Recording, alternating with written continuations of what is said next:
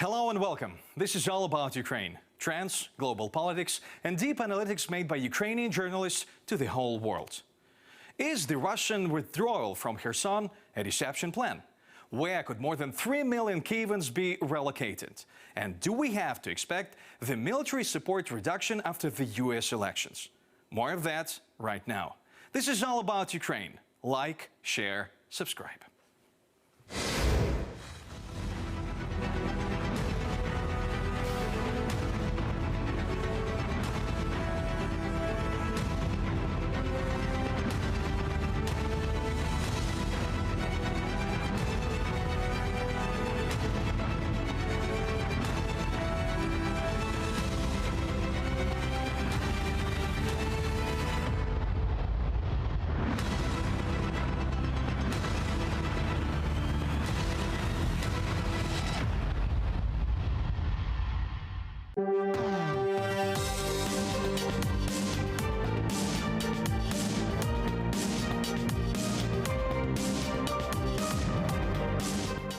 Ukrainian army continues successful counter-offensive actions across the front line. The Ukrainian defenders are approaching the occupied Kherson region kilometer by kilometer. In recent days, more than 10 settlements in the southern directions have been liberated from the Russians. About the situation at the front, see in our review. Under the pressure of Ukrainian armed forces, the Russian occupying forces begin to leave their first line of defense, which they have tried to put up a month ago after a large-scale withdrawal from the northwest part of the Kherson region. Russian troops have already fled from a dozen villages and also Snihurivka, a strategically important city on the Ingulets River's bank, having lost battles there. As they retreat, Russian troops blow up bridges in order to delay the advance of the Ukrainian army. The Ukrainian armed forces' offensive is slow-paced since all settlements and important infrastructure facilities on their way have been mined. The offensive is advancing in several directions: to the south along the Dnipro River in Berislav direction, and from the right and left banks of Ingulets River to the south of Snihurivka. Russian troops are also retreating west of Kherson, although not on the same scale. Meanwhile, Ukrainian artillery and HIMARS destroy Russian columns moving to Kherson or to the river crossings leading to Dnipro's left bank. They also target river crossings, such as the pontoon crossing built under the Antonivka Road bridge in Kherson, among others. There are still about 20,000 Russian soldiers on Dnipro's right bank, including a large number of paratroopers, the core of the professional military Putin still has. This indicates that Putin is clearly trying to save at least part of his army. The armed forces of Ukraine will try to prevent Russian troops from relocating to the left bank of Dnipro. Russian troops will probably put up their new line of defense along Berislav, Vysoke, Oleksandrivka, Kherson's Ring Road, Bilozerka. Meanwhile, Russian troops have already prepared 3 lines of defense on Dnipro's left bank for their retreat. The city of Kherson is to become the new battlefield soon. Russia to withdraw troops from Kherson. This is topic number 1 in the world's media in terms of the Russia-Ukraine war. Let's talk about the consequences with the British military expert Glen Grant. So, hello and welcome. Thank you for joining us. Thank you. So, Vitaly Kim, the head of the Mykolaiv Regional Military Administration, said, then quote, "If Russians say something, that means they will do the opposite." Is there any deception plan in withdrawing troops from Kherson? I think you've got two or three choices here of what they're looking at. I mean, the first big one is it may well just be a political act, politics with the aim of letting Kherson go and then asking for a ceasefire. And let's be clear, there are an awful lot of countries and leaders around the world who would be more than happy to see Ukraine stop fighting, and this would be an excuse that they would use. So this is an extremely dangerous moment politically for Ukraine. I mean, when you then look at the military options, well, one option is is to fight to the death on this bank. They've not shown that they're intending to do that, really, because otherwise they wouldn't be pulling back so quickly, because that's allowing Ukraine to actually to get much closer within artillery range than they were before. I would have expected them to fight further out to buy time for more troops to actually to cross as well. But if they are pulling back and they're going to pull onto the other side of the river, then you have to ask whether there's any sense then in actually fighting a counterattack over the river, because it might just be more worthwhile to actually to go north or east in the battlefields there and take Russia on again, where they're much weaker than they are here. Yeah, and but how Russia's retreat from Kherson, the right bank of the Dnieper River, can change the war in Ukraine? Well, that's a good question. I'm not sure it actually does change it much. I mean, they're just moving further away, that's all. So I don't think in military terms, it doesn't make a sudden big change unless the Russian troops actually collapse and start going backwards towards Crimea. But they don't look as though they're going to do that. Yep. So I think that this looks to be a bit of a, for me, a bit of a gamble on Russia's part by creating lines of defense on the other side of the river, because that assumes on Russia's part that that is where Ukraine is going to fight them next. And Ukraine doesn't have to do that. It could fight them somewhere else, like Zaporizhzhia. And can we assume that this withdrawal means that Kremlin is ready for negotiations? Oh, no. The Kremlin's not ready for negotiation. Or if they do, it's only to buy time while they sort themselves out. I mean, let's be clear. We're in a battle for the death, to the death. This is not going to stop before death. One side has got to win this. And the Kremlin is not going to do anything soft in any way, shape or form.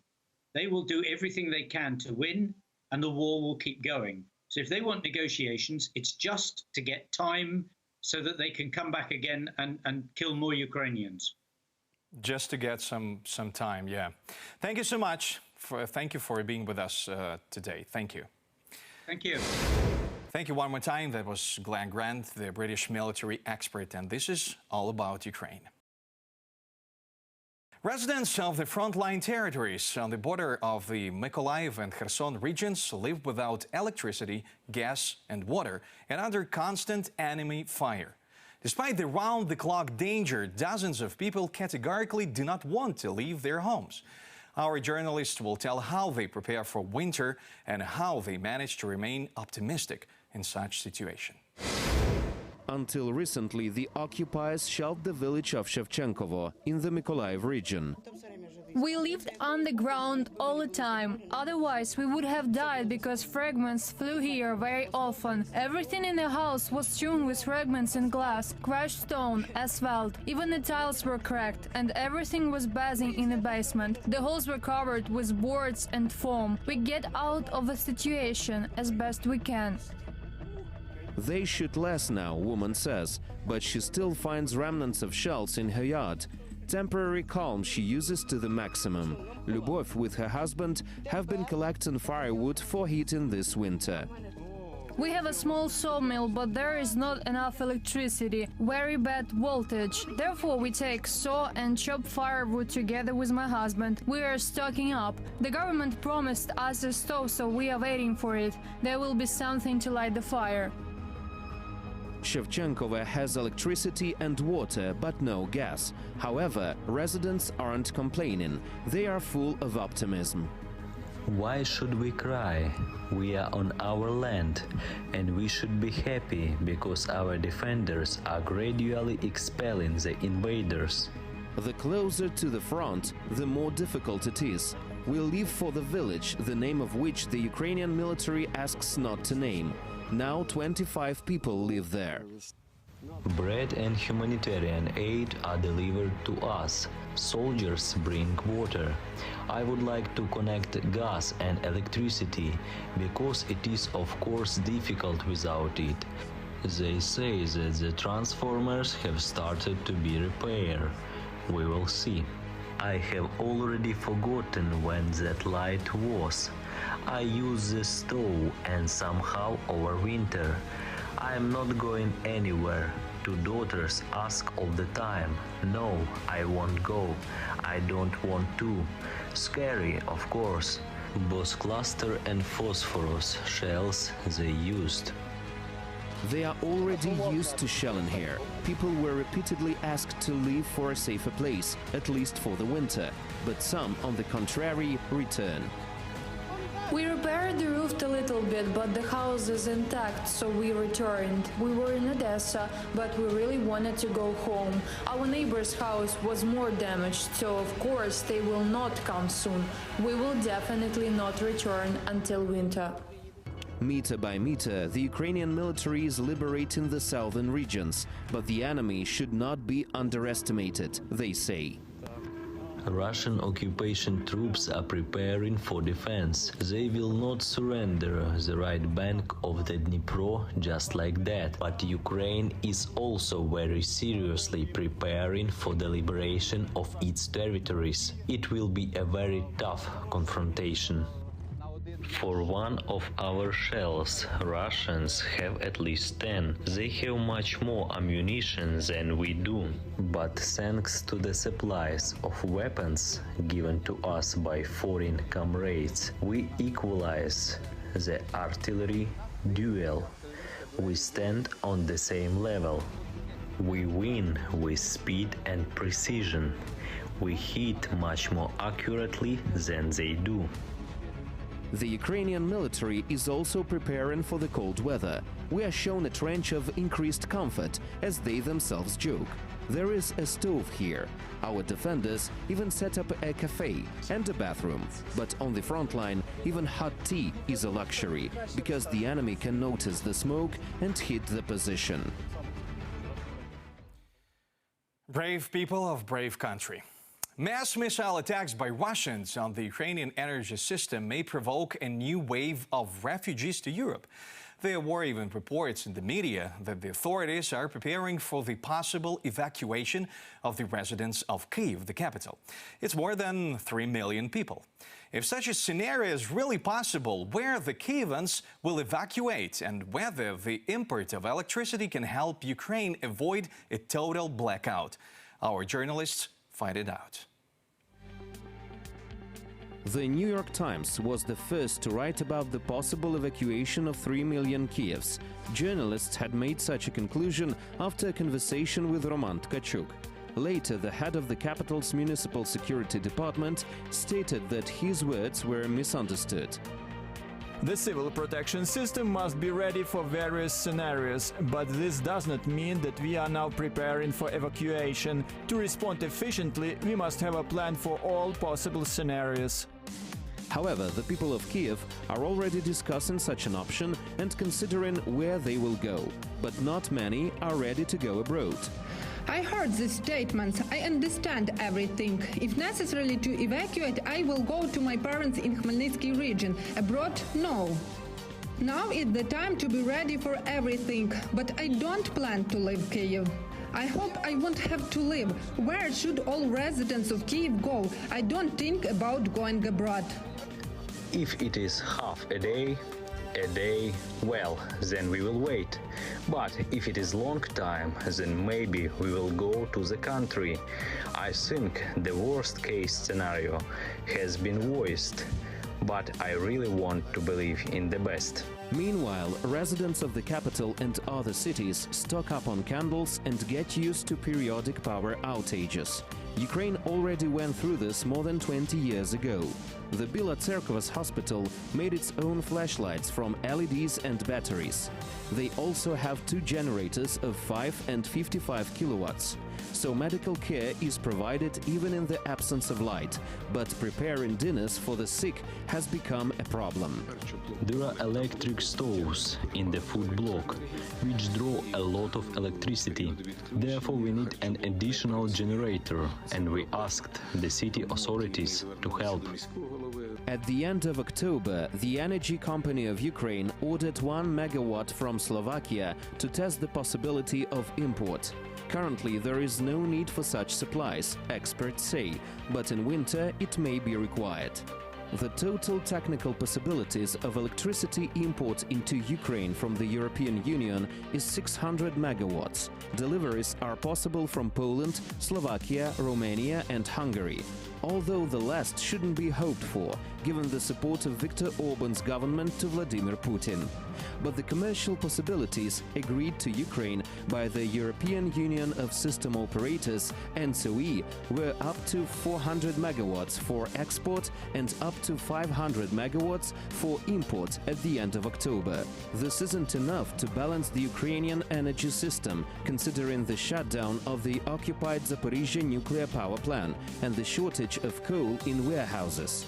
Experts say it is necessary to increase the available capacity for electricity import from the European Union by 1,500 megawatts. Large-scale commercial imports will help Ukraine solve the problems that aroused due to Russian attacks on our energy system, but will create another problem: who will compensate for the difference in tariffs for the population, the state or energy market players?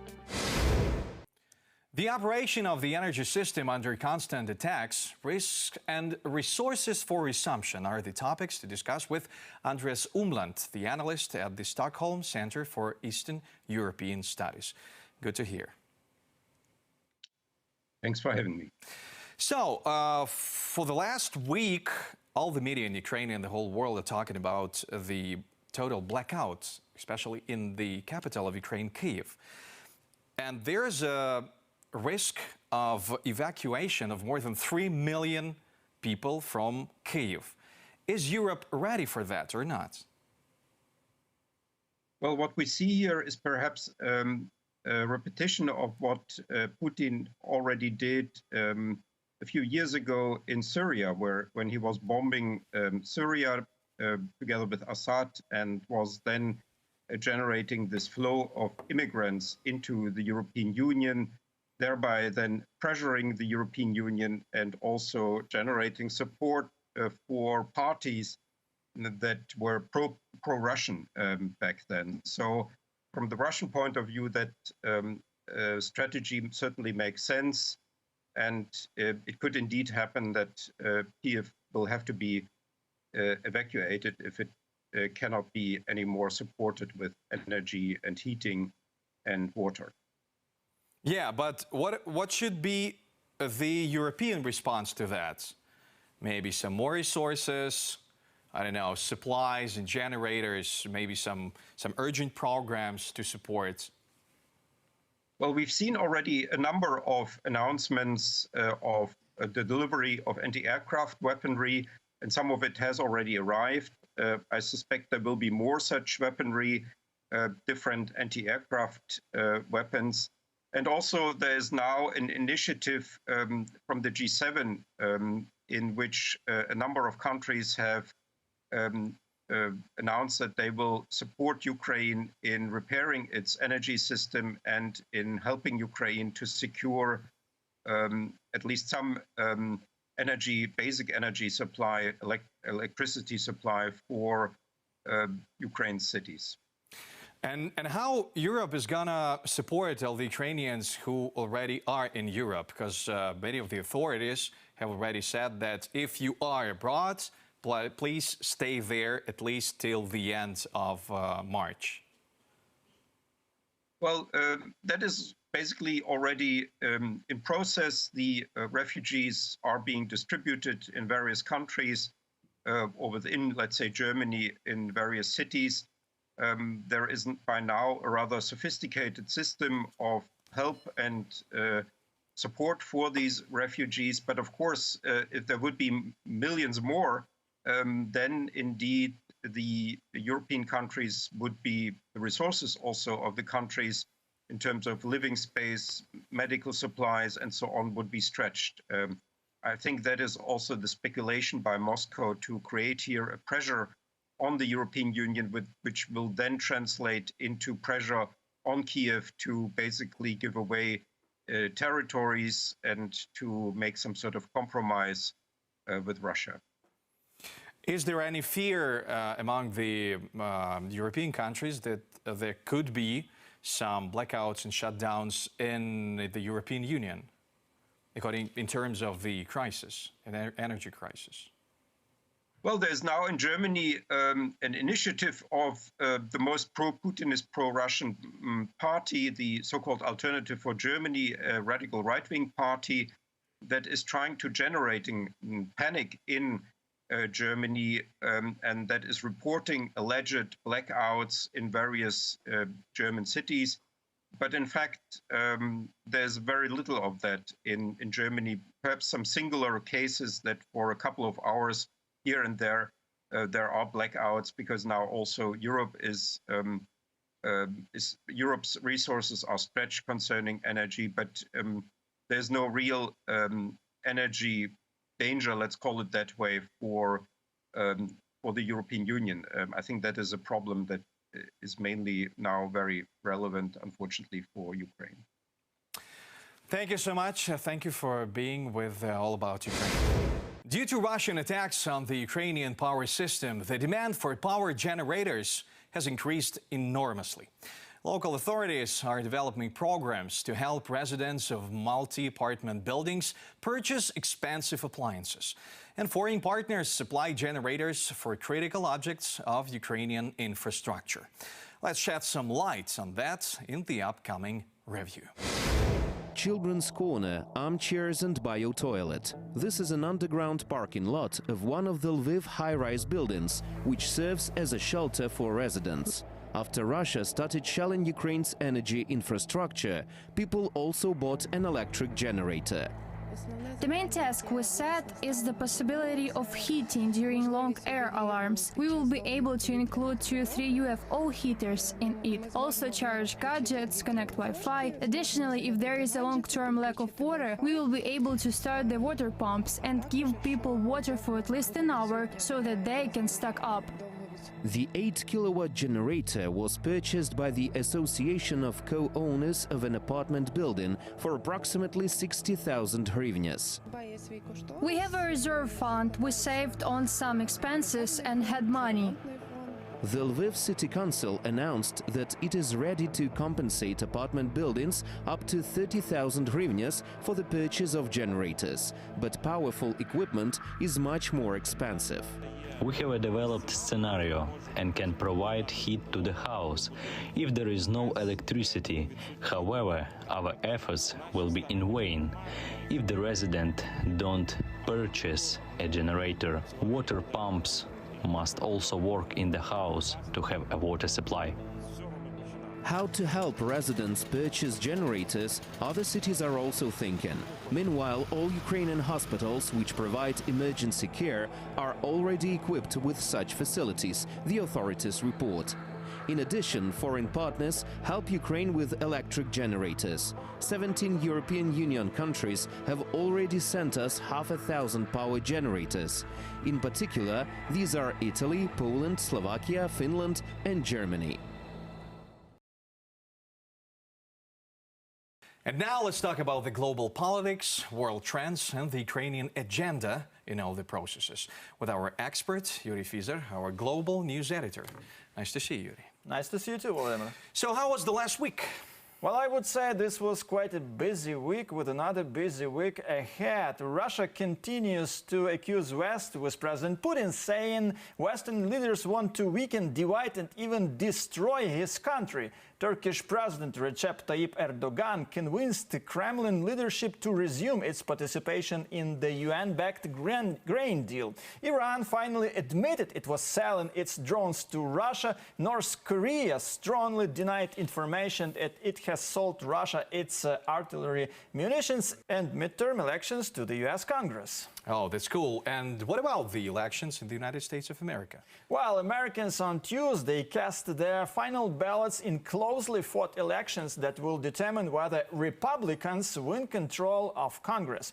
And if so, it would give them the power to block much of President Joe Biden's initiatives in the next 2 years. These elections are very important for Ukraine because recently some members of the Republican Party said it was necessary for GOP to shorten or even stop sending security and financial assistance to Ukraine. For example, this is what a member of the U.S. House of Representatives, Marjorie Taylor Greene, said last week. Only border they care about is Ukraine, not America's southern border. Under Republicans, not another penny will go to Ukraine. Our country comes first. Oh, this is really painful to hear. It's quite frightening to hear such statements, especially for us, people living in Ukraine, because we rely on these supplies. Our soldiers rely on these supplies in order to gain victories on the front lines. Nevertheless, most of Western political analysts are convinced that even if Republicans gain control in the U.S. Congress, Ukraine will still have the bipartisan support from the United States of America. Just listen what Ian Bremmer, Eurasia president and the founder, said. If you talk to both Republicans and Democrats on the Hill, there is an overwhelmingly strong level of support for Ukraine and anger at Russia. You can find some progressive Democrats that are unhappy about the amount of money that's being spent. You can find some MAGA Republicans that will say the same thing. But when I look at 2023, between the extension of the existing Lend-Lease policy that Biden has been using to get the Ukrainians more military material, I look at how much money can be allocated from the Congress that is in place right now for the year of 2023, as well as the willingness of the Republicans that will be in office in what will almost certainly be a Republican-led House. I just don't see that shift very much. So the willingness to support is still strong as far as I'm concerned. Yes, it is. But this is what experts say. But let us listen to what people from Joe Biden's administration said. For example, Jake Sullivan, National Security Advisor to the President of the United States of America. I actually believe that, notwithstanding, again, comments that certain people have made, I believe there still is strong support on the Hill for delivering the necessary resources to Ukraine. And I think you will not see these kinds of doomsday scenarios that the purse strings will be pulled shut and it's over. I just simply reject that. I don't think our analysis of where the members are in both the House and the Senate bear that out. And some of the strongest voices with respect to support for Ukraine are on the Republican side. Some of the strongest are on the Democratic side. And yes, there may be an increasing number of voices that raise questions, but it will still be a very distinct minority. So I really hope we will have this support. And let us hear what Press Secretary of White House, Karine Jean-Pierre, said. We are confident that the United States support for Ukraine will be unflinching and unwavering. That's what we believe, and that's how we see this going forward. You saw Jake Sullivan say the very same thing while he was in Kyiv on Monday and reiterated the United States will continue to support Ukraine across a range of areas, whether it's security assistance, economic assistance, or human rights assistance. Members of Congress, Republicans and Democrats, have been clear about our enduring support for Ukraine, and under any scenario, to your point, to your question, President Biden is committed to work in a bipartisan fashion. So, Volodymyr, I really hope that notwithstanding the election results, we will have the support from the United States of America and especially from the United States Congress. I will talk more about this with my guest, Igor Aizenberg, professor of Manhattan College, New York. Mr. Aizenberg, greetings and thank you for joining us today. Greetings from New York and greetings to everybody who is watching. Thank you very much for having me. So my first question to you is as follows. Did Republicans gain the control in U.S. Congress, at least from what we know now? The Republicans are on the way to get control over the House of Representatives. The results are not known yet, the final results, but they're on the pretty clear way to get the control. But the results are quite different from those which were expected, because practically all observers, including myself, all people expected that Republicans will get a very significant majority. They did not get it. So likely they will have a majority, but very narrow majority, just a few seats. And this changes many things very drastically, because this is a big loss for former President Trump and for his influence in Republican Party, because Republicans built their campaign mostly on Trump's slogans. Trump had many candidates whom not only he endorsed, but actually he found these candidates. And many of these candidates, they lost their election to House. And because of that, the influence of far-right wing of the Republican Party may go down now. And this is very good for Ukraine, because far-right wing in the Republican Party, they are continuously against any support for Ukraine, and if their influence goes down, this really will be very good. And President Biden, yesterday, he expressed the hope that he'll be able to work together with Republicans and Democrats, and that the next Congress will be as supportive for Ukraine as current Congress.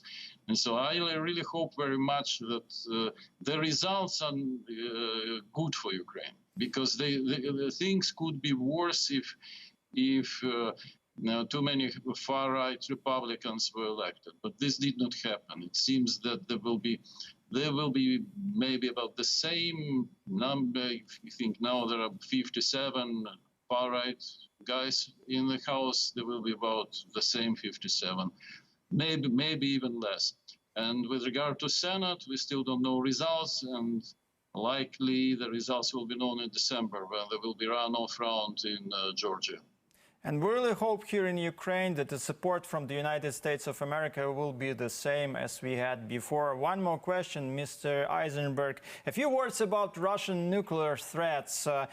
Before the elections, the U.S. President Joe Biden often said that in case the Russian military decides to use a tactical nuclear weapon in Ukraine, the response from Washington will be very harsh.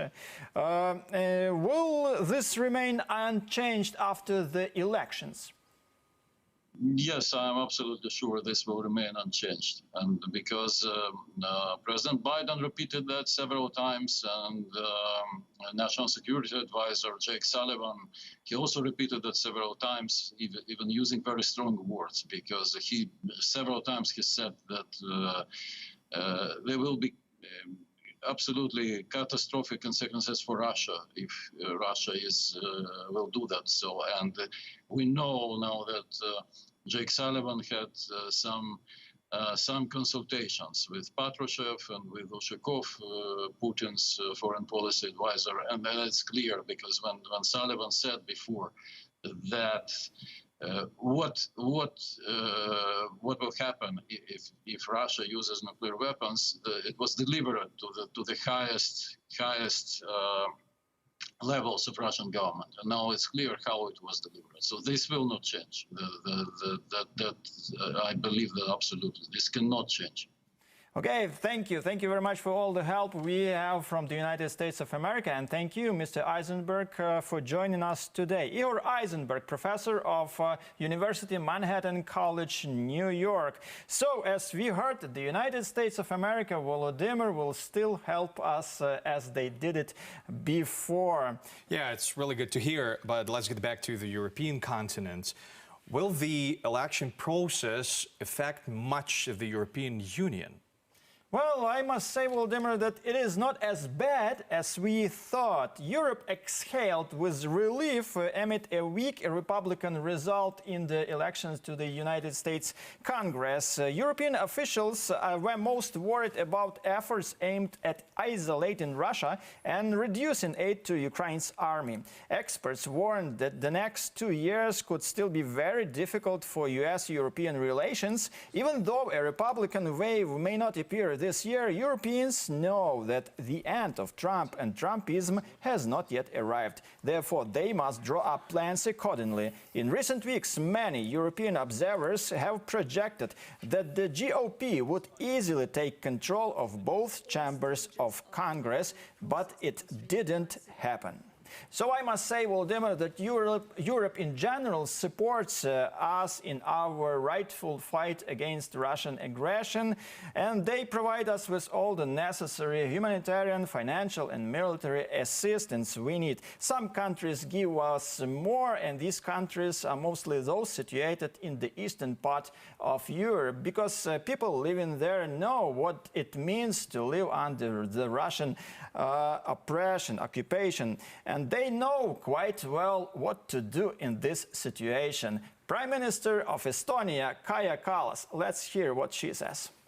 Of course, we have to continue the military support to Ukraine so that they can defend themselves. We see that the breaking point could be close. We have to put all the pressure on Russia politically, economically, by sanctions. And what we also have to do is to see how we can use the freezed assets that we have from Russia in Europe so that we could use them for the benefit of Ukraine. And as I've always said in this part of the program, together we will win, because we have this support and we have this help from the European countries and from the United States of America. So this is all for today. More next week. And now back to you, Volodymyr. Thank you so much, and see you next week. That was Yuri Fizer, our global news editor. More of that right now and all about Ukraine. Like, share, and subscribe. This is all about Ukraine, trends, world politics, and deep analytics made by Ukrainian journalists to the whole world. Sofia Kohut, the journalist and our social media expert, is already in this studio. Nice to see you, Sofia. Nice to see you too.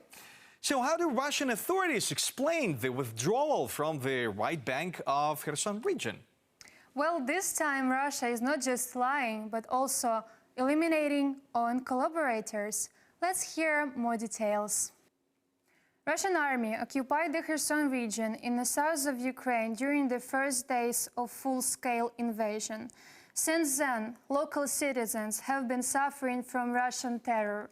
There is no connection, food supply, or even permanent electricity. Kremlin soldiers continue constant shelling and literally erase peaceful towns from the map. Moreover, Russia kidnapped thousands of Ukrainian children from the temporarily occupied territory. Also, Kremlin pursues forcible displacement of local population. The liberation of the Kherson region has been going on for months. The armed forces of Ukraine started a spectacular counter-offensive. The battle for the administrative center of the region, the city of Kherson, was about to loom. And now Russia is officially claiming Kremlin soldiers are withdrawing from Kherson city. Mr. Defense Minister, after a comprehensive assessment of the situation, we offered to take up defense on the left bank of the Dnipro River. I understand this is a hard decision. However, at the same time, we will save the most important, lives of our soldiers and combat capability in a grouping of troops in general. And it is perspectiveless to keep those troops on the right bank of the river. A few hours before this address of Russians was another one. The so-called deputy governor of Kherson region and collaborator Kirill Strimousov ensured there are no losses in Kremlin army located in Kherson, and even reported about some successes on the battlefield. Obviously, imaginary successes. Probably Strimousov's thoughts did not match with those Russian high-ranking officials have, because half a day later, Kirill Strimousov died. Occupiers say it was a car crash. Yeah, a car crash right on the day Russia announced it is leaving Kherson. Coincidence? I think not. Anyway, Russian army are frankly saying they have no weapons or equipment to fight. We are moving to another bank of the river. I see Kherson for the first time, as well as the Dnipro River, and now I understand why happens what happens. It would be madness to defend the city with such supplies. Just imagine this for a second. You come to the city you have never seen before to protect it. You kill people who live there. You destroy homes, happiness, future of somebody, and you don't even feel sorry for it. Anyway, believing Russian is such a pointless thing to do. Ukraine sees no signs of Russia retreating from Kherson without the fight, President's office reports. So armed forces of Ukraine are in positions and ready to protect their home. South. We are moving gradually, strengthening our position step by step. There is a lot of joy in the media space today, and it is clear why. But our emotions must be restrained, always during the war. I will definitely not feed the enemy with all details of our operations, either in the south, or in the east, or anywhere else. Yes, details of operations. Ukrainian meme forces declassified Russian secret plans in Kherson. Some Russians are a bit smarter than those who are temporarily in Ukrainian Kherson region now. For example, these for sure wise guys prefer dying before going to Ukraine after being mobilized, as this kind of death might be less miserable. Meanwhile, not yet mobilized Russian soldiers are also preparing for the future. In Moscow, they made an exhibition about funerals, so soldiers-to-be can fully experience how it feels when you come to conquer Ukraine. Ukrainian soldiers otherwise are not just protecting their home from invaders, but also have time for art in between battles. Our servicemen and servicewomen are making bas-reliefs in the trenches. This is Ivan, Ukraine's defender, who is making a picture of Ukrainian Cossack, an ancient warrior. This masterpiece for sure deserves an award, something like an Oscar. And we do have one. For the third time since the full-scale Russian invasion, American actor Sean Penn visited Ukraine. This time, Mr. Penn brought his Oscar statuette to Kyiv. This is for you. Oh, Sean. Yes. No, please. That is yours. No, I feel terrible outside. It's just a symbolic, silly thing. Yes, but if I know this is here with you, then I'll feel better and stronger for the fight. This Oscar statuette is the symbol of faith in the victory of our country. As the President of Ukraine, Volodymyr Zelensky, says, it will be in Ukraine until the end of war, until the victory. Volodymyr, the floor is yours. Thank you, Sofia. Yes, the Oscar goes to Ukraine. Sofia Kohut, our journalist, and with the latest updates from the social media. So as she has already mentioned, the art in trenches and Oscar, let's talk a bit about the culture in terms of war, because this is also a weapon. A stage and an auditorium were equipped in the basement of the Taras Shevchenko Regional Museum and Drama Theater. The bomb shelter will allow performances not to be stopped during air raids. Theater in the shelter has already received the first spectators. A number of theatrical premieres have already been planned for the stage and the shelter. Theater goers equip the bomb shelter with their own efforts. The first of them, Dialogue with a Sniper, will take place at the end of November. The story once again proves that Ukrainians cannot be broken. No matter what happens, they will never give up. So that was all about Ukraine. Thank you for watching. Like, share, and subscribe on our YouTube channel, Espresso All About Ukraine. More news during the week, find out there. See you next Friday. До побачення.